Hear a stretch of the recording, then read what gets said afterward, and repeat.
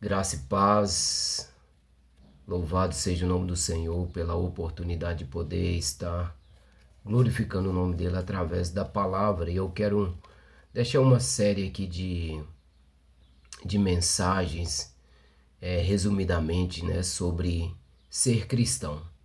É algo que estive refletindo por alguns dias, sobre ser cristão, principalmente nesse tempo que nós estamos vivendo.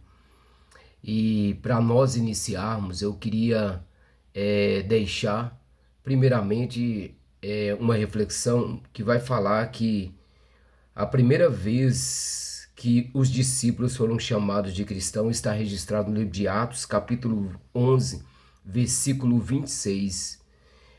Então, foram os discípulos pela primeira vez chamados de cristão. Atos 11, 26. É a primeira aparição da palavra cristão dentro da Bíblia. Mas qual a origem da palavra cristão? A palavra cristão vem do grego Christianos, que significa seguidor de Cristo ou pertencente a Cristo. O termo deriva de Cristo ou ungido. E em outras traduções, traduções significa pequenos Cristo. Isso quer dizer que pessoas que trazem a imagem de Cristo por onde eles passam, por onde eles caminham. Esse termo, né, provavelmente foi dado por fora do pessoal da igreja, né? Pessoas que viram os discípulos e então tiveram, né, a visão, né, da presença de Cristo sobre a vida deles, nos seus atos e nas suas atitudes. Por isso foram pela primeira vez chamados cristãos. E dentro desse contexto de ser chamado cristão, nós vamos entender e compreender que o primeiro propósito de ser chamado cristão está envolvido de trazer, meu amado, a imagem de Cristo a esse mundo, às pessoas que estão ao nosso redor.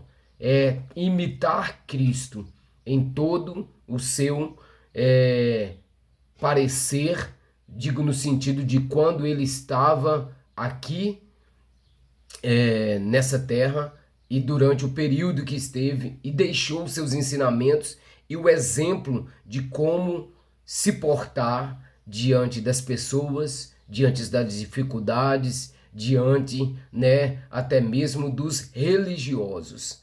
E o princípio, né, ser cristão é ser reconhecido pelos outros como alguém parecido com Cristo, né? Nós percebemos isso daí, que é algo que algumas pessoas têm se embaraçado com isso daí. Por isso eu senti de deixar algumas reflexões sobre ser cristão.